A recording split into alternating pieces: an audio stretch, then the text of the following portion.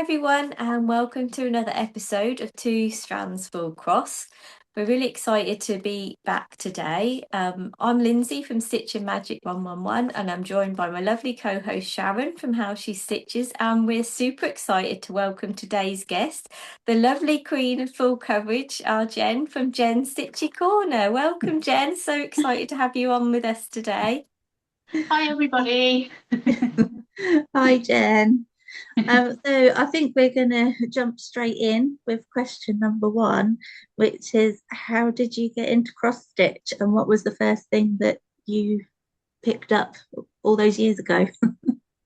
So when I started cross stitching, when we were younger, we used to go to our grandparents every Sunday afternoon, and my cousin would meet us there and my auntie, and it'd be like a family get together, catch up and see what everybody's up to.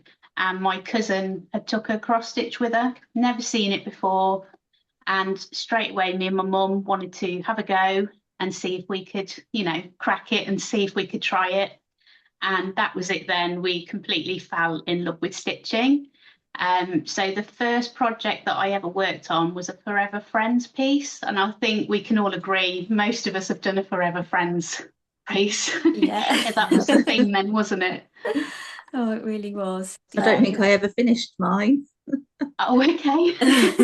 Oh, so how old was you, Jen, when you would have done that first bit of cross stitch with your mum?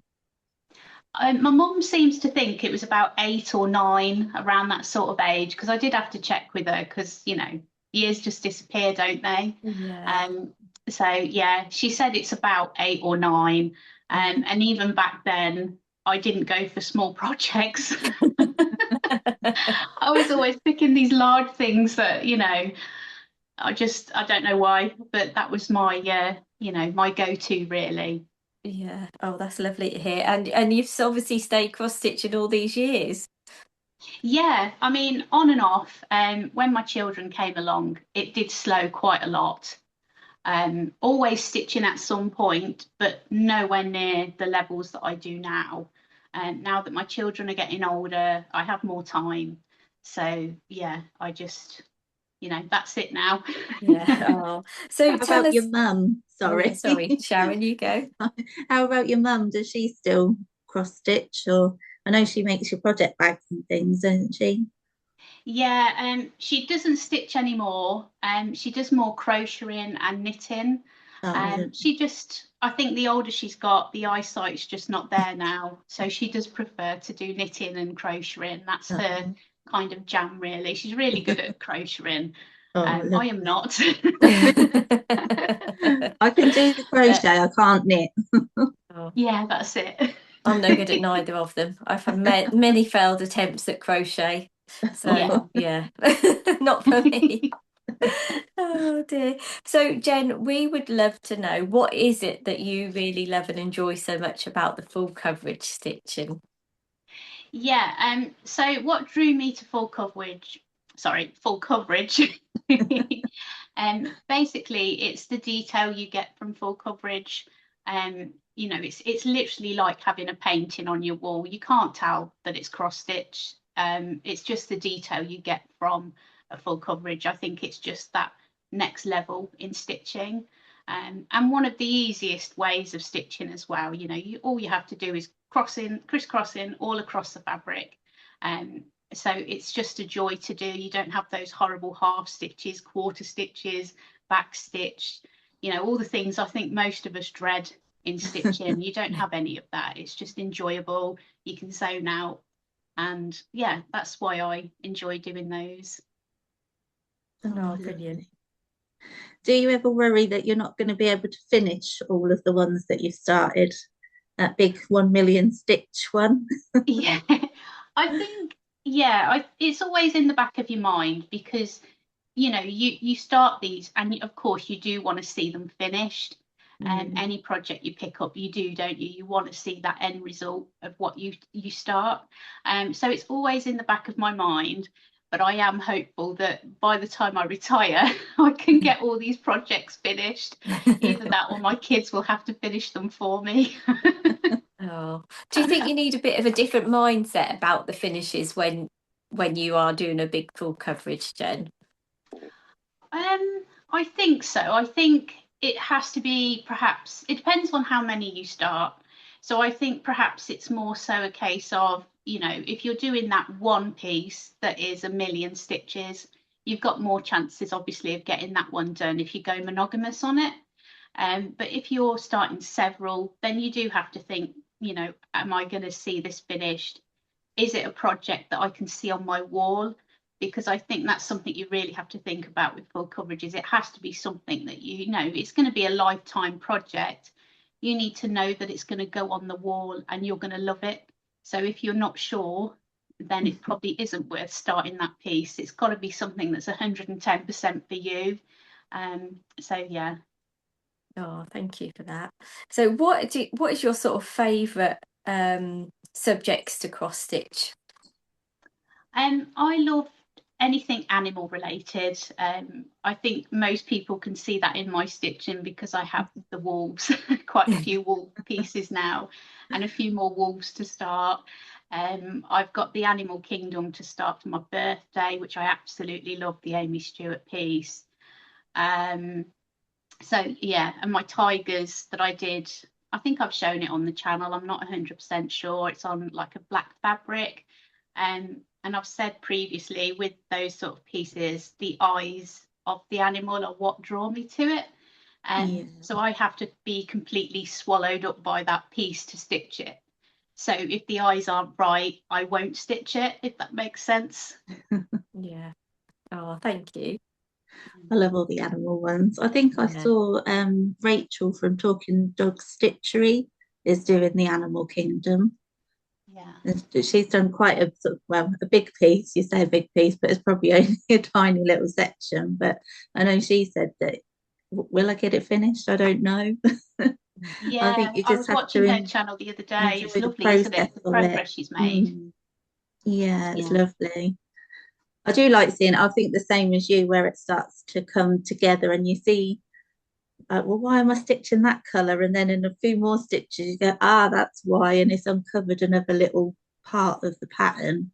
It's really exciting. Yeah. So which one is your favourite at the moment? Have you got something that keeps calling to you a lot? Favourite, I'd say, has to be Alice. I'm a massive Disney fan. So back in the day, like I'd say about 5 or 6 years ago, I joined a Disney group on Facebook, and it was just all Disney stitching. And I didn't really think about full coverage then, didn't even know what it was, to be honest. Most of my pieces that I've done aren't full coverage. And I'd seen somebody share one of the Disney pieces that were full coverage, the bed sheet.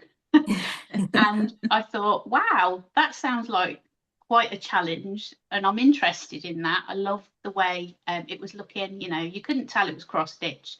It just looked amazing. So then I went on to Etsy and found the Alice in Wonderland one, and that was it then. I just fell in love with it and started that pretty much straight away. It's lovely. I love, now you've got that Cheshire Cat coming in at the top. I think he's brilliant. I love him. Yeah. Yeah, I must admit, Jen, I feel very invested in all your full coverages. From watching them, I'm like, I am really excited when I see them all start to grow. Oh, So thank you. yeah, so definitely you're leading me and Sharon on the slippery slope. It is a slippery slope, definitely.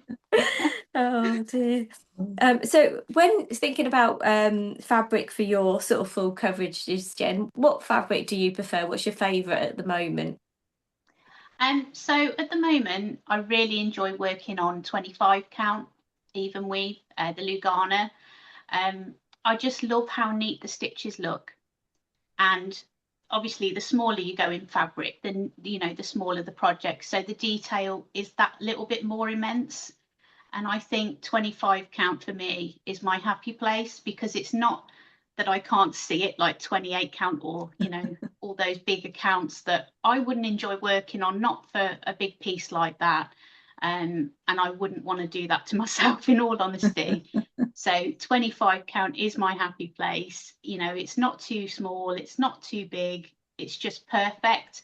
I still like working on 18 count as well, because I have to have that variety, because you don't know how long you're going to have your site for, do you? So it's nice to have, different projects on different fabrics, but for the bigger pieces, 25 count is my happy place. Yeah. And what size is Alice on? What size fabric is that? Alice, when I first started, she was on 18 count. I didn't even know about 25 count at that point. I just thought it was either the even weave, like the 28 count where you can't see the holes, or linen, which is even worse. So 18 count, I thought, oh, it is going to be massive. And I'd seen somebody else work on 18 count and it did look good on the fabric. So I thought, I'm going to have to do that. I can't justify anything else. If I could go back a step, I would have liked Alice to be on 25 count, in honesty, but there's just too much work in it. I wouldn't go backwards now. No. Yeah. Do you find sometimes it's nice just to pick up a little bit easier one if you're, with a little bit, when it's a bit bigger than the 25 count? Sometimes, yeah. It's just nice to have that variety. Yeah. Do you ever use the easy grid stuff, or do you normally just go for a plain? I have used Easy Grid. I think Dragon Race is on Easy Grid, and I think the Red Riding Hood one, and I can't think what it's called. This Cross Stitch Studio one. I think that's on gridded. I think that's my favourite one that you're doing. So I can't wait till you get a little bit further down on that one. I know. I need to pick it back up because I haven't touched it in so long and I really miss it. So I might try and pick that up now that I've finished Christmas in July stitching. I think I might just have to pick that up over the weekend and get some love into it because I'm just really missing it. Oh. Yeah. Have you found anything that's a real sort of challenge for you with doing the full coverage? The main challenge has been the confetti stitches, which I'm okay with now, but at the beginning, when I started Alice, it was literally one stitch change here and there, and I was working off a paper pattern at the time, and I was doing like a square a time as well. So it would literally be one stitch on, one stitch off. I didn't know about parking either, so I thought, well, I can't keep doing this. It's going to take me ridiculous amounts of time. So what I did, I went on the Caterpillar cross stitch tutorials on YouTube, and they did a great video about parking. Watched that, had a go at that, and it was a lifesaver at the time. And that is what I went with in the end. And I flew then. I was getting through the pages quicker, really enjoyed it. And since then, obviously now I'm on digital with Alice, and I do the typewriter method now, which is even better than parking for me. That's my preferred method now. But that was the challenge I had with Alice. I think parking is definitely something that I need to pick your brains about before I get started. Yeah, we'll have to go through it, won't we? Yeah, I like the idea of the typewriter method because I do feel even if I'm stitching with a centre start, I still do it like left to right just because that's how we read, how we write stuff down. So yeah, I think the typewriter method makes sense in my head more than to be jumping around all over. Yeah, I think you have less. I found that you have less parking as well doing the typewriter method. I haven't had to use it on Alice since. And once you use that thread up, it's just so much easier. And you don't have to travel too far either, because I don't like to travel my thread too far because you've got to think the back is messy with full coverage. You're not going to get away with that not being messy unless you cut every single stitch off. But if I'm parking, then I don't like to go too far in that square for that reason. I'm quite excited to not have to be thinking the back of something's messy. Yeah. I'm not a tidy crafter at all or a tidy stitcher. So No. be able to let that go a little bit is really nice. Yeah, definitely. Yeah. So Jen, what if somebody's watching and they're thinking about starting their first full coverage, just like me and Sharon, what are your top 3 tips for someone just starting out with full coverage stitching? Yeah, so the first thing I'd say is choose a fabric that is your happy place. Don't challenge yourself that you're not going to enjoy it. because like I say, it is a lifetime project. You know, you're going to be looking at doing this for many years, unless you've got a lot of time on your hands. You've got to be happy with what you're working on. It's no good doing it on linen and then thinking, oh God, I hate that project. You're not going to pick it up. You're not going to get it done. And it's all honesty, it's a waste of money, because your fabric is not cheap when you do full coverage. And obviously you've got to get all your threads as well. So I'd suggest do your happy fabric, you know, work on something that works for you. So that would be the first tip. The second one, I'd say start small. Don't be like me and jump head in, you know, first and drown, because you need to see if it's for you. You start at the bigger projects, and if it's not, again, it's about the money you've wasted on a project that's not for you as well. So it's nice to have something that perhaps is kitted up for you. You haven't got to worry about your fabric size, all the threads are there, and it's a starting point to see if it is for you, and that's the sort of stitch that you like. So I'd say start, you know, somewhere like the Bothy Threads kits, or the Letty Stitch, the Lucaress, something where, you know, because they have some beautiful kits. So that would be a really good starting point, I'd say. So that would be the second point. And the third one is just to enjoy it, enjoy the process. Don't get et up about the end result, because it will get there. You know, you will get there with your stitching, especially if it's a project that you are going to enjoy. I'd just say, you know, make sure, like I say, it's one that's going to go on the wall and you're going to admire, and pick your project, and yeah, just enjoy, you know, enjoy the process. That's all you can do, really. And I think that is a big part of full coverage stitching. Yeah. Oh, I think they're brilliant tips, Jen. So thank you so much for sharing them. So I know me and Sharon, we're excited to start our sort of, we've got some Lucaress and things like that, but this is the first sort of full coverage that we're going to start the journey of dreams that we've sort of kitted up ourselves.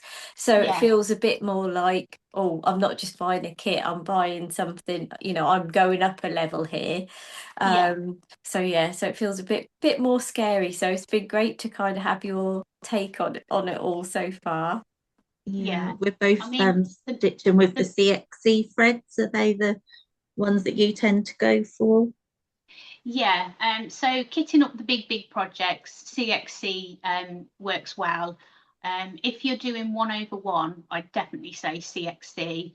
Just be mindful that if you do go on 18 count, 2/1, that might be quite fluffy, but I think you'd have to do 2/1 on 18 count to get the coverage that you need. You could try also the Lucaress threads as well, that a lot of people are raving about at the moment, aren't they? Yeah. Obviously a little bit more expensive, but it just depends on the size of the project. If you go in 25 count 1/1, definitely I'd say CXC, because you can't tell that they're CXC. Nobody's going to look at your project and go, oh gosh, she's used CXC, she's not used CMC, you know. So I'd say 100% I was CXC surprised on the big with ones. them. I was sort of surprised at how nice they felt. I thought they were going to be cheap and nasty, but I think they're quite nice. I've already kitted up some other bits from the master set that I bought, so I think they're going to be nice to have a go with. I'm stitching mine on 16 count because my eyes won't do much smaller than that. Yeah, I agree though. You've got to be happy with, you know, what you're working on. It's no good doing something, like I say, that's going to be too much. No, because you just won't want to stitch on it. No. And I actually really enjoyed my Bothy Threads one being on a 14 count, because that was quite a sort of easy introduction to, like you say, with the big pieces. That one, I've really enjoyed doing that, and I've already started another one. So I do like the full coverage, but the 60,000 stitches and the 90 colours and the confetti is a little bit overwhelming at the moment. Which is where our extra question that we thought of this morning came in, because me and Lynsey were having a little chat about organising the threads for this project that we've fell into. So how do you go about sort of organising your threads? Do you keep them all on bobbins, floss drops? What sort of thing is your go-to method? Yeah, with full coverage, I tend to do bobbins in like the plastic tubs that you buy from Amazon, you know, like the Mhm. DMC organisers. So I tend to do that for my big full coverages now. It's just so much easier to manage. I have for smaller full coverages, I've used like the thread holders, which you can get from Amazon, which are really reasonable. So I like those as well, and getting the stickers and, you know, just doing that. But my go-to really is the storage boxes Mm. and bobbins. Yeah. I Do you do get find that? really messy. Sorry. Yeah, exactly.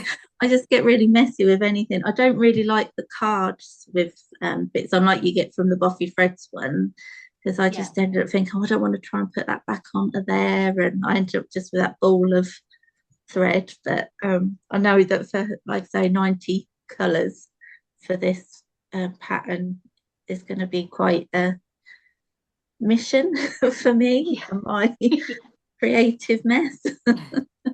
yeah. I mean, what I sometimes do with my full coverages when there's, you know, a lot of colours, if I'm getting overwhelmed, because you know me, I start so many in one go, I tend to just kit up the colours that are in that first page and then worry about the rest later.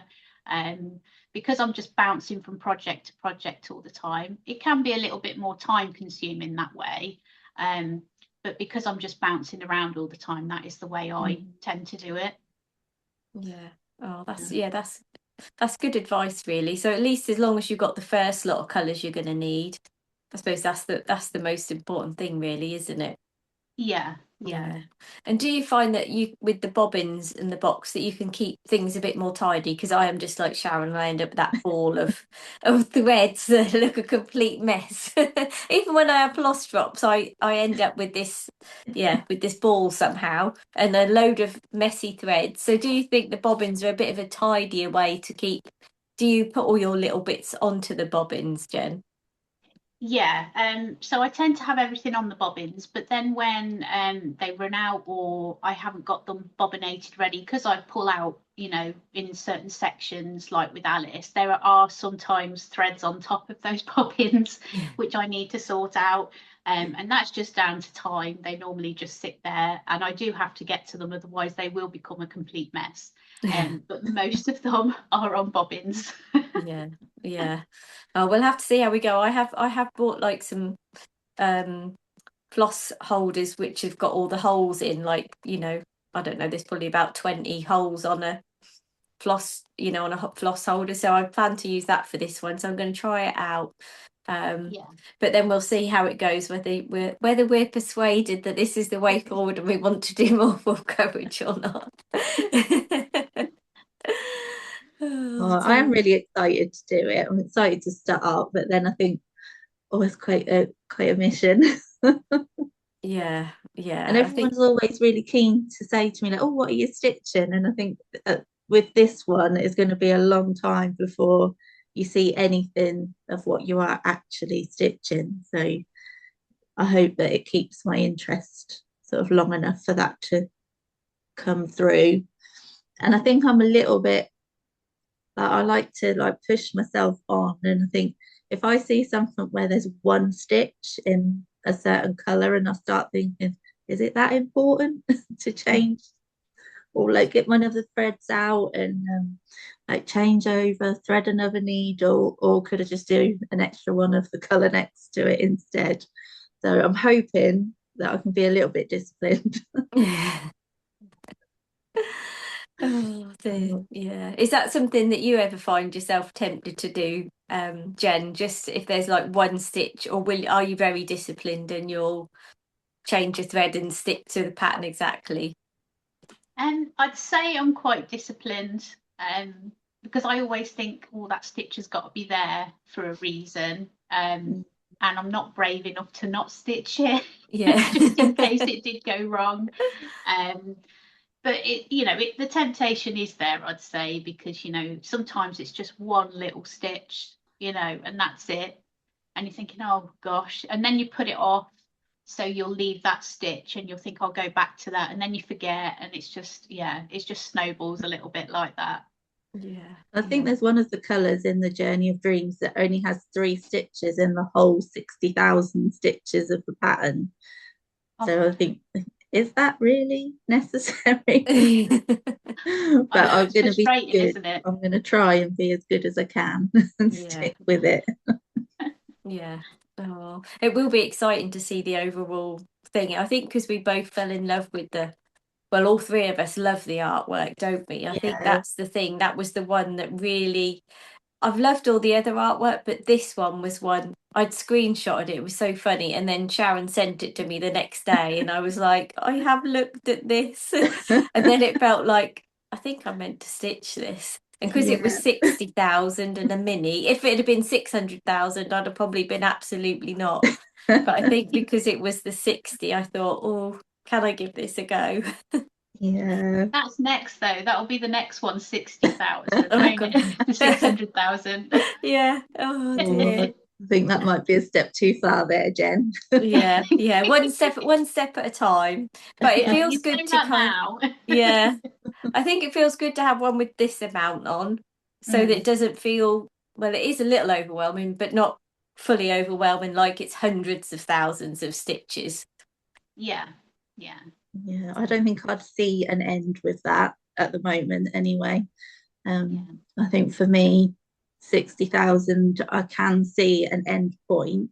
It's going to be a long time, but I can see it there. And I have started a long dog, and I've done sort of 4 pages of a long dog, so I can see that I can get through those longer patterns and still enjoy it as well, because I think I'd hate to get halfway and then go, I just can't do it anymore. I don't like it, don't like the colours. So I'd just be thinking, oh, that time I've spent.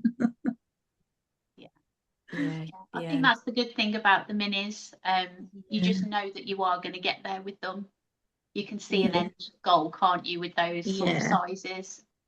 Yeah, definitely. Yeah. I've got another little question to sneak in that we hadn't thought of. Have you actually finished any of your full coverages? I don't know if I've seen any. No. No. Well, come on, Alice Jen. Sorry. Well, come on. I know. I need to get a move on, don't I? Yeah, but if you've not finished one, there's no hope for the rest of us. I know. I think the closest full coverage that I have to a finish is Sycamore Gap. Yeah. So I do want to get moving on that. I plan to stitch that again before my next floss tube, because that's on my finishes wheel. So I need that one doing. And then I'll be so pleased to have at least one full coverage done. I finished that one, Jen. Oh, there we go. See, you can do it. Yeah, but that was back in the days where I thought I only need to have one pattern to work on at a time.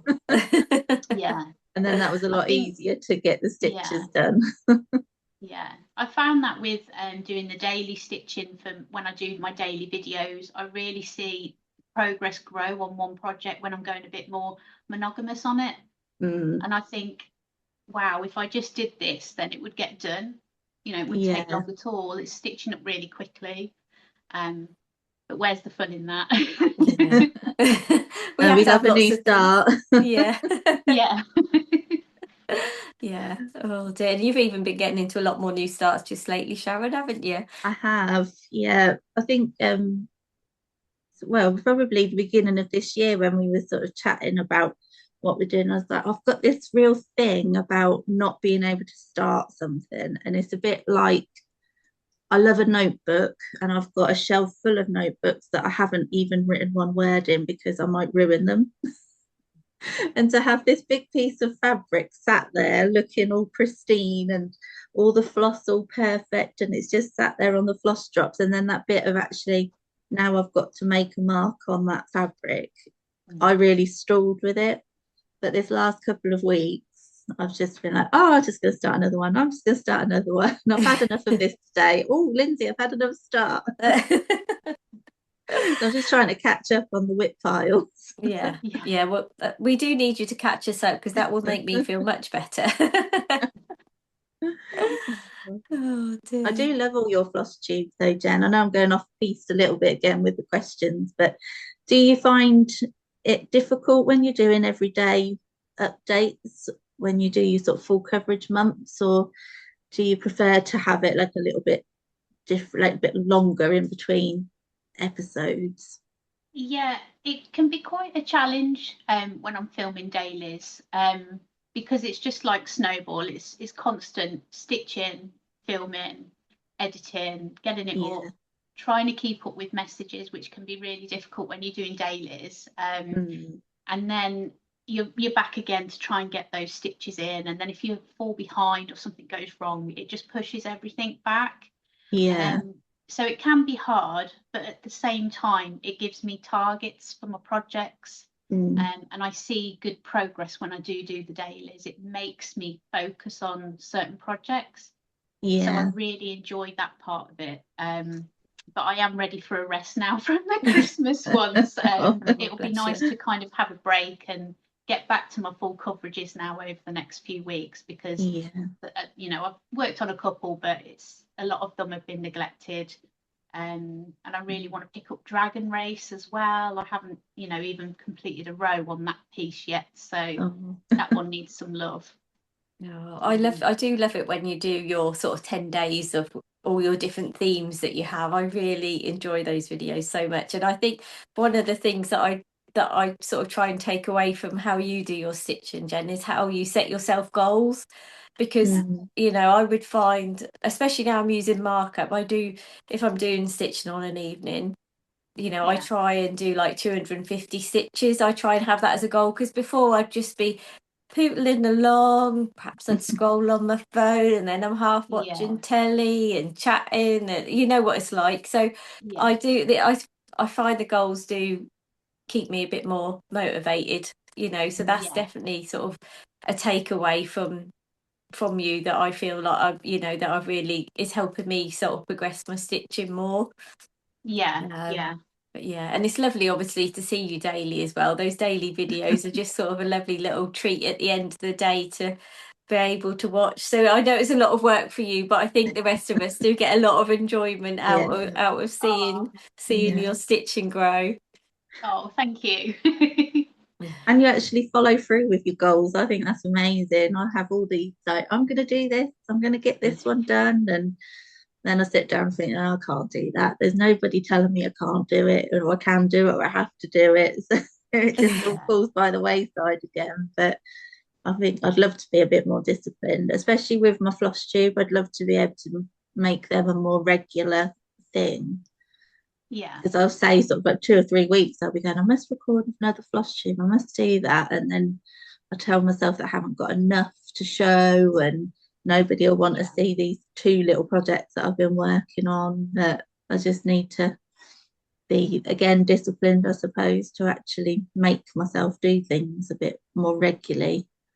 yeah. I think it's difficult, isn't it? Because I think we do put so much pressure on ourselves about having Yeah, so much to show on the channel when we're doing our videos. But at the end of the day, I think people just want to see you and see what yeah. you have done and, catch up with you. So I think, yeah, I Mm, think we do put quite a lot of pressure on ourselves sometimes with FlossTube, don't we? And worrying that we haven't got enough when in fact we probably have, but, we just worry about it, so don't we?